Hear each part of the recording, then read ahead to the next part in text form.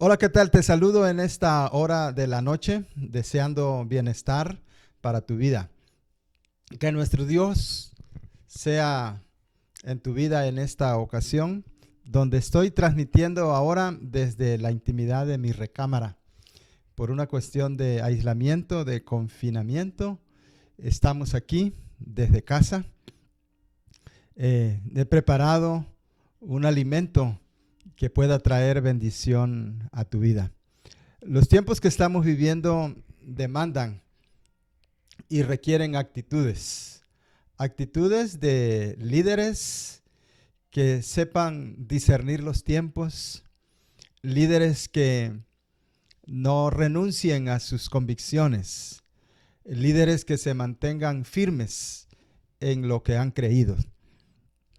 En las circunstancias que nos toca vivir, una situación atípica, por cierto, cómo se requiere que tengamos valores, principios bien establecidos para que nuestro actuar no vaya en conformidad al pensamiento del mundo, sino de acuerdo a la voluntad de Dios.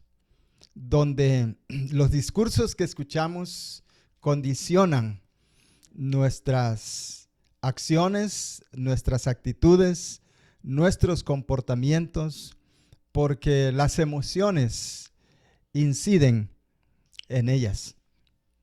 Entonces, se requiere pensamientos bien definidos, mismos que deben de estar regidos, no por el alma, sino por la voluntad. Sabiendo que la voluntad de Dios es buena, agradable y perfecta. ¿Cómo ser asertivos en tiempos de confusión? ¿Cómo dar pasos firmes donde el terreno es escabroso? ¿Cómo tener seguridad en el tiempo de la oscuridad? ¿Cómo ser firmes cuando todo mundo es cambiante, donde hay criterios distintos, donde hay diversidad de pensamientos? El tiempo y el espacio inciden en el comportamiento y en la conducta del ser humano. Hay un pasaje que me llama la atención que se encuentra en Gálatas capítulo 4, versículo 4. Si estás en casa, por favor, ve conmigo a Gálatas capítulo 4, versículo 4. Y cuando se llegó el cumplimiento del tiempo, así dice el apóstol Pablo cuando le escribe a los Gálatas. Dice el verso 4, pero cuando se cumplió el plazo, dice esta versión, Dios envió a su Hijo, nacido de una mujer y nacido bajo la ley. Aquí hay dos elementos que generan un radio de acción, que es el tiempo y el espacio. Y el tiempo y el espacio marcan un contexto en el que nosotros y todo ser humano se desarrolla, donde nacemos, nos desarrollamos un criterio, un pensamiento, paradigmas que nos vienen a condicionar y que vienen a darnos una forma de pensar, una forma de actuar, una forma de saber y condicionan también nuestro ser. Jesús nace dentro de un contexto cultural, social, político, religioso. El Dios ahistórico se inserta en la historia de la humanidad. Y habrá que ver que si esos paradigmas establecidos en todas esas dimensiones sociales, culturales, religiosas, habrán de incidir para que Jesús se amolde, para que Jesús reaccione ante lo que está viviendo en ese tiempo. Somos seres sujetos a nuestra historia. De hecho, somos el producto de nuestra historia. Pareciera que lo que sucede alrededor nuestro debe de determinar nuestro pensar, nuestro saber, nuestro hacer y también nuestro ser. Los líderes surgen y ejercen su liderazgo en medio de paradigmas, entendiéndose estos como modelos de pensamientos rígidos que la gente hace porque otros también lo hacen. Discursos, acciones, tendencias, opiniones, pensamientos, etc. Un líder, por definición, tiene un carácter, tiene una firmeza. Es alguien que tiene una visión también. Un líder será un cuestionador de lo que está sucediendo a su alrededor. Un líder será quien se oponga muchas veces a lo establecido y tendrá propuestas de cambio que atiendan necesidades.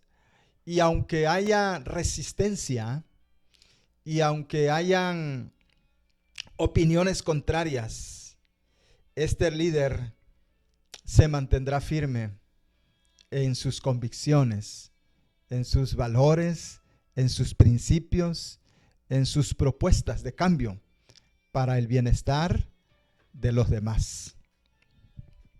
Romanos capítulo 12, versículo 2 dice: no te conformes a este siglo, sino transfórmate por medio de la renovación de tu entendimiento para que puedas comprobar la buena voluntad de Dios, agradable y perfecta.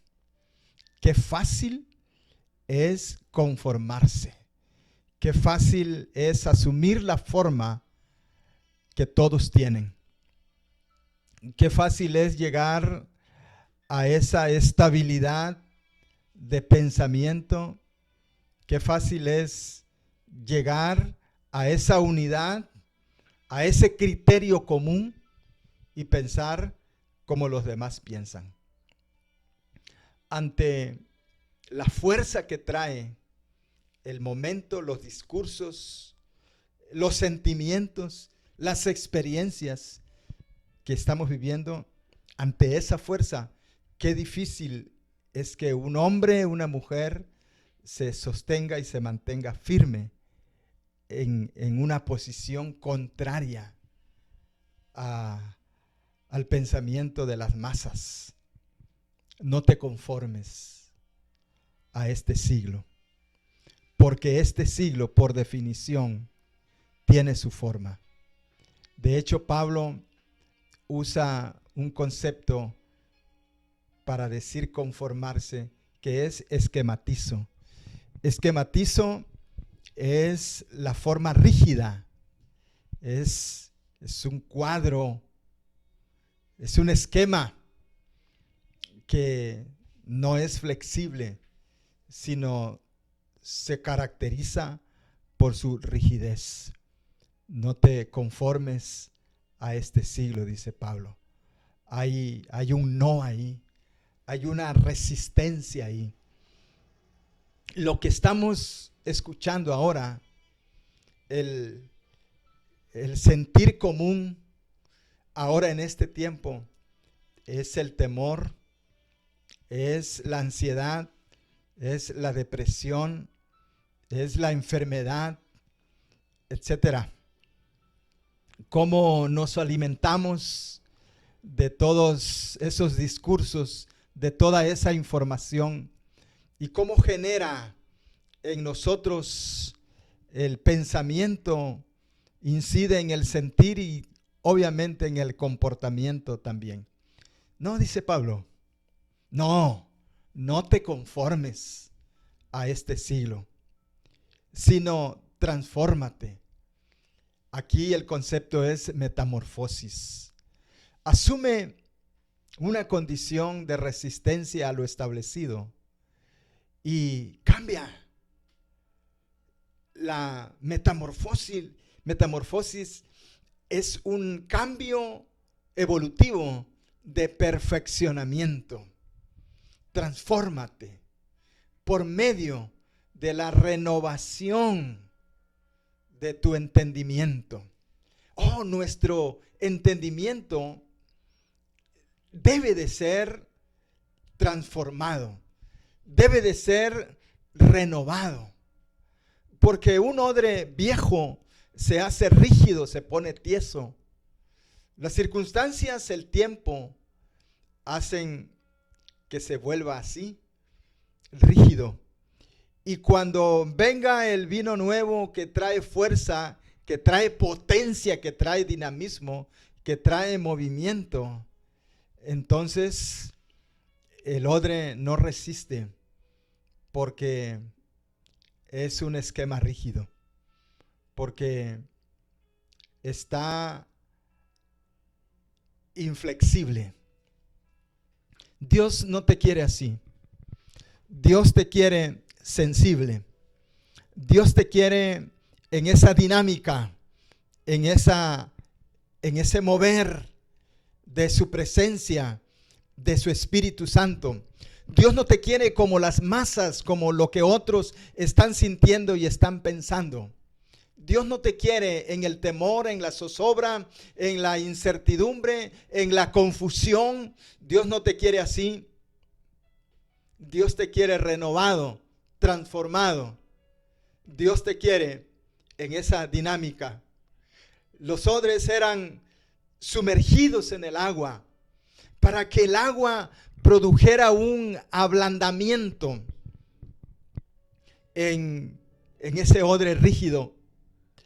La transformación del entendimiento se llevará a cabo a través del agua, que es la palabra. Nútrete de la palabra, sumérgete en la palabra, que la palabra te cambie, que la palabra te transforme, que la palabra logre su propósito en tu vida. Que esa palabra produzca vida, que esa palabra produzca creatividad, que esa palabra nos dé una visión, que esa palabra nos marque un rumbo, que esa palabra nos inquiete, que esa palabra nos lleve más allá de nuestros miedos, más allá de la depresión, más allá de las crisis de ansiedad, más allá a donde Dios quiere que veamos, allá caminamos. Dice el salmista en el Salmo 32, tú me enseñarás el camino y fijarás tus ojos sobre mi caminar. Así dice la palabra del Señor, que Dios nos muestre cómo vamos a discernir la voluntad de Dios si estamos llenos de miedo, de incertidumbre. No, necesitamos la transformación de nuestro entendimiento. Estos tiempos que estamos viviendo demandan y requieren a hombres que asuman su condición de líderes.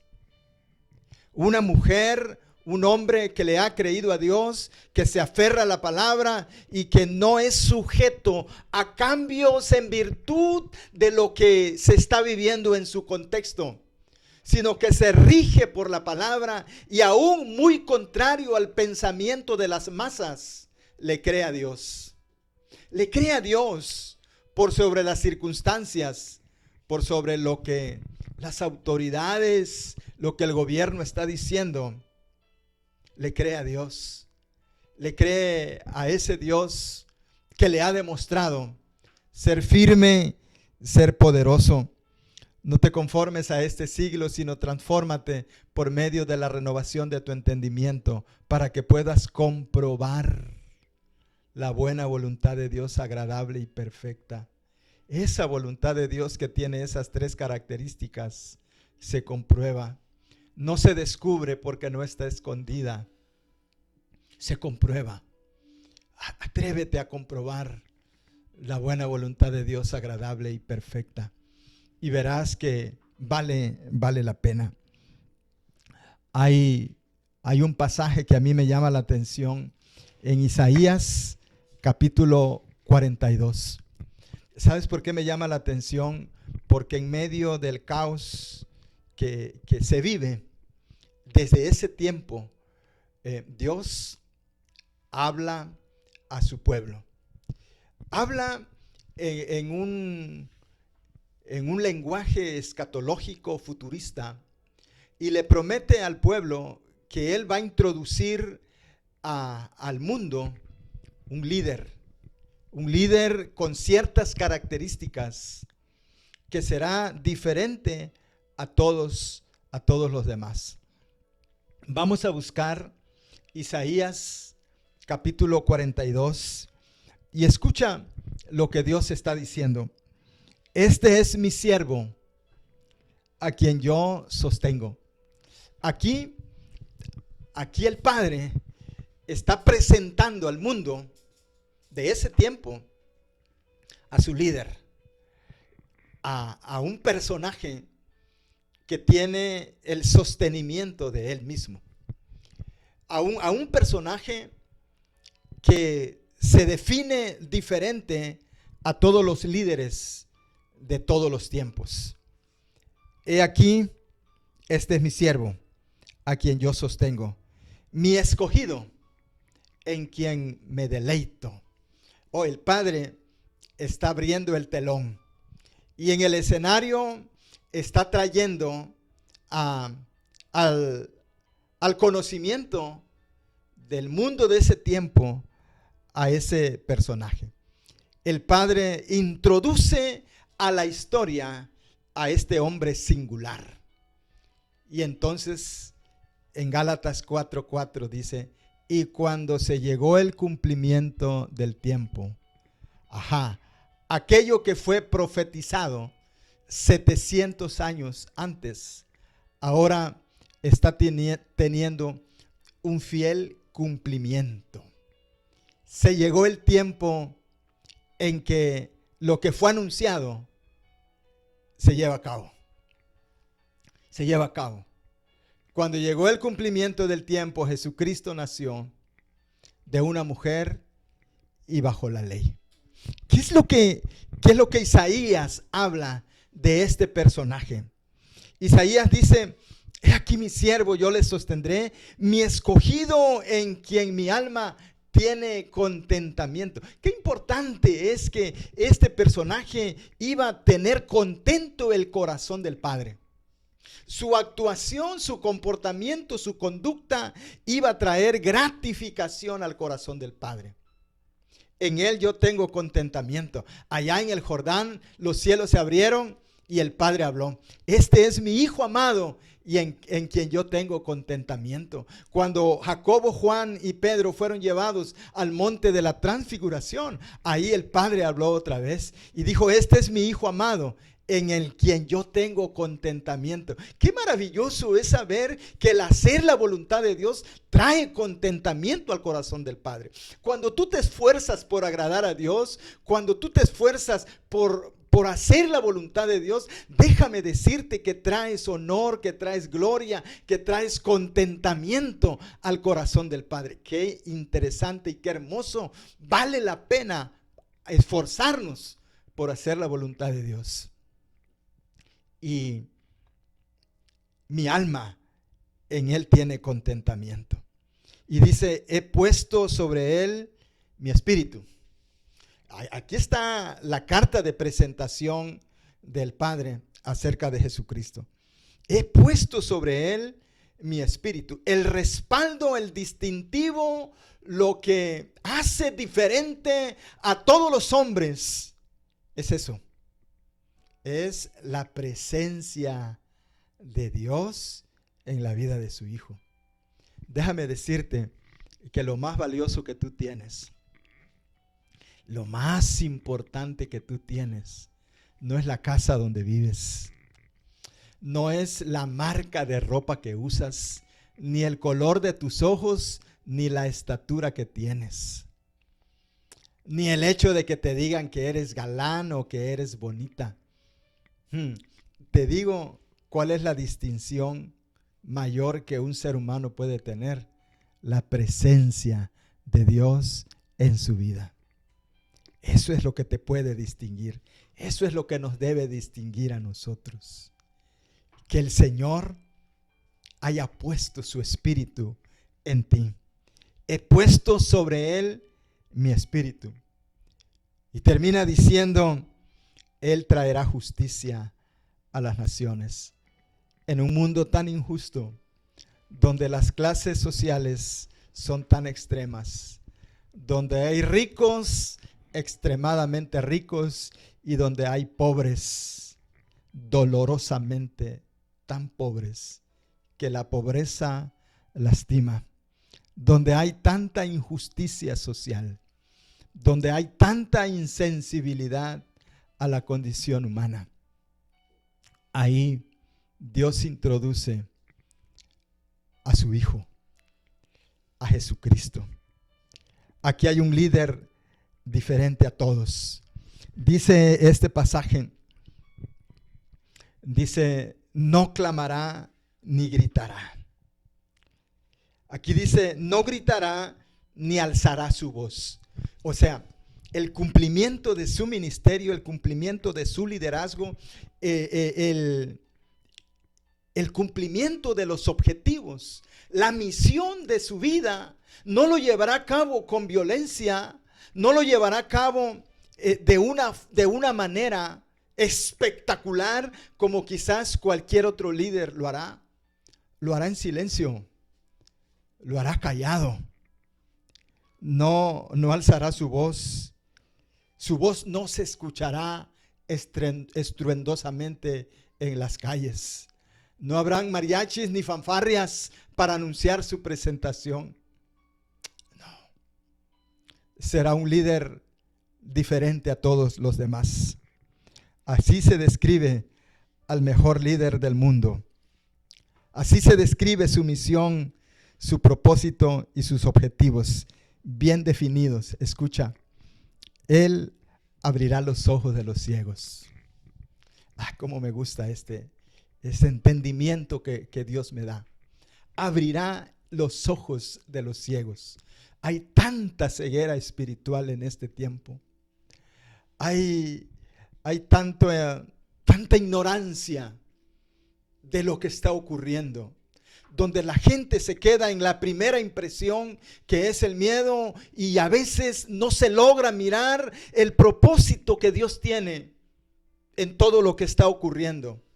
Y no miramos más allá de nuestra nariz, y no miramos más allá de lo peligroso que es un virus. No miramos más allá de las muertes, no miramos más allá de los síntomas. No miramos más allá que el semáforo rojo está cambiando en naranja y queremos que sea verde. Y nuestra visión es tan corta que no alcanzamos a mirar más allá.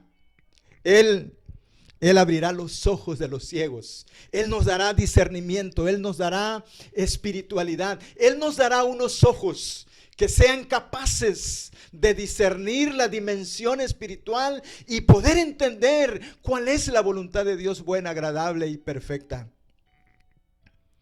Él sacará de la cárcel a los presos. Hay tanta gente presa del miedo de sus circunstancias. Ese líder tiene el poder para romper las puertas de las cárceles, para hacer pedazos las cárceles y que el hombre pueda entrar a la dimensión espiritual de su libertad verdadera. Conoceréis la verdad y la verdad los hará libres. A los que moran en tiniebla los sacará de las casas de prisión. Ese es el objetivo de este líder.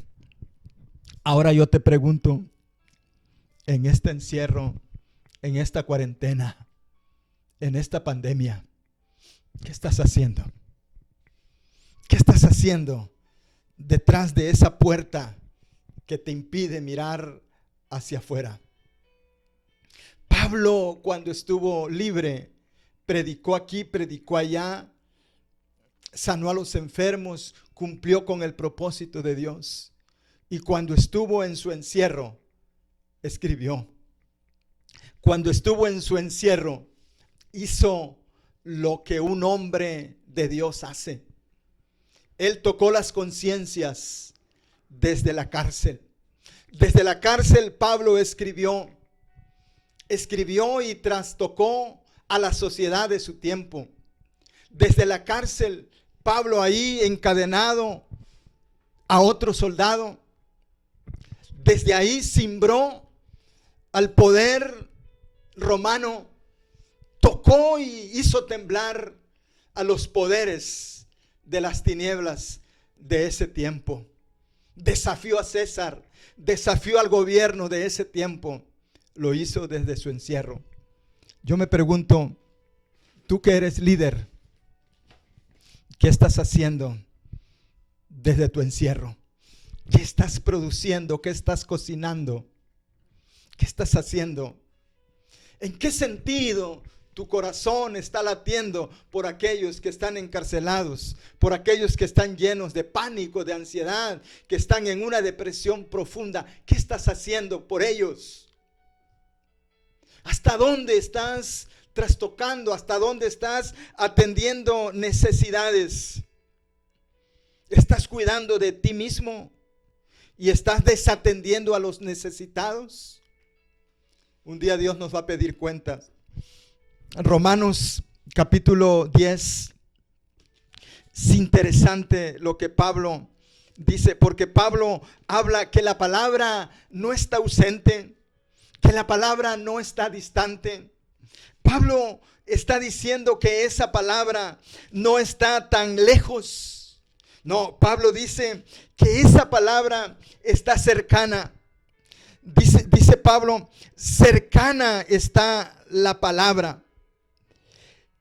¿Qué afirma entonces? La palabra está cerca de ti, la tienes en la boca, la tienes en el corazón, dice Pablo. La palabra no está presa, iglesia, amigo, líder que me escuchas. Si hay algo poderoso que tengas en este tiempo es la palabra, y esa palabra tiene que correr, esa palabra tiene que avanzar, esa palabra tiene que lograr el propósito para la cual Dios la envió, porque no volverá mi palabra a mí vacía, sino que antes cumplirá el propósito para la cual yo la envié, porque así como desciende la lluvia, moja la tierra, hace germinar la semilla, así será mi palabra. Poderosa, gloriosa, transformadora, libertadora, porque no me avergüenzo del evangelio, porque es poder de Dios. Ahí desde tu encierro, predica la palabra, predica a tiempo y fuera de tiempo. Desde aquí, desde mi encierro, mi corazón late, y desde aquí estoy procurando tocar otras vidas. Desde aquí estoy ministrando otras vidas. Hagámoslo juntos. Que esta palabra circule, que esta palabra corra, que esta palabra avance. Acuérdate de aquel coro que cantábamos antes. Quita la piedra, deja el agua correr. Mira que las almas se van a perder. Háblales de Cristo, que ese es tu deber. Si el agua se estanca, no podrá correr. Que la palabra corra, que la palabra fluya. Un día los discípulos le trajeron una propuesta a Jesús y le dijeron: Señor, despide a la gente porque tiene hambre y se van a desmayar. Y Jesús les dijo: no tienen necesidad de irse, ustedes denles de comer. Dios ha puesto una responsabilidad, no en mí que soy pastor solamente, no, esa responsabilidad es compartida. Dios le dio poder a la iglesia. Esta iglesia, dice, no podrá ser detenida por nadie. Esta iglesia cimbrará las puertas del infierno. Esta iglesia es una iglesia poderosa, que no lo detiene nada ni nadie. ¿Sabes por qué? Porque tiene la palabra que cambia, la palabra que transforma, la palabra que genera vida. El ladrón viene para hurtar, matar y destruir, pero Cristo viene a dar vida y vida en abundancia. Que esa vida, que el Zoé de Dios fluya y toque la vida de otros. No tienen necesidad de irse. Denle ustedes de comer. Ustedes son responsables, pero Señor, el salario de un año no sería suficiente para darle de comer a tantos. Oh, pero no solamente existe la voz de Felipe que ve lo imposible ante las circunstancias. No solamente hay Felipes que dicen el miedo me paraliza. No solamente hay Felipes que se detienen ante la necesidad. No solamente hay Felipes que dicen que no se puede porque las autoridades o porque las circunstancias o porque el aire o porque la infección o porque el peligro. No. También hay Andrés. Hay pensamientos como el de Andrés. Señor, aquí encontré un niño tiene estos 5 panes y 2 peces. Es muy poco, Señor, pero yo lo pongo en tus manos. Eso poquito que tú tienes, ponlo en las manos del Señor. Si para ti compartir la palabra de Dios es algo que está en tus posibilidades, hazlo. Es lamentable que yo me doy cuenta que a veces no somos capaces de compartir la palabra, el alimento que nosotros estamos recibiendo. No tienen necesidad de irse. Ustedes denle de comer. ¿A cuántos estás discipulando? A ver, dime. ¿A cuántos te has ganado en este tiempo de cuarentena? ¿Sí? ¿A cuántos has evangelizado? ¿A cuántos estás discipulando? ¿A cuántos estás alimentando? ¿A cuántos? ¿O estás descansando? ¿O estás dormido en tus laureles? ¿O estás acostado en tu hamaca con tu Coca-Cola diciendo cuánto sufro por la causa del Señor? ¿Qué pasa? El que duerme en el tiempo de la siega es hijo que avergüenza. No es tiempo de dormir. La cosecha está lista. La gente se está muriendo. Hay familias que están llorando. Hay mujeres que están sufriendo. Hay niños huérfanos. Y tú y yo somos responsables de ellos. Nadie es tan pobre que no tenga nada que ofrecer. Tienes a Cristo. ¿Dónde están tus dones? ¿Qué estás haciendo con ellos? ¿Estás esperando que termine la pandemia? Para entonces perdiste mucho tiempo. Predica a tiempo y fuera de tiempo. ¿Eres de los que se sientan a recibir el pan? ¿O eres de los que reparten el milagro de Jesús? Hoy es tiempo de repartir el pan. Hoy es tiempo de tocar otras vidas.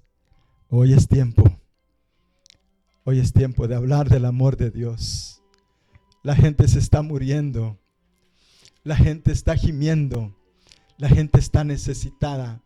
Y tú y yo somos responsables. Dios nos ayude.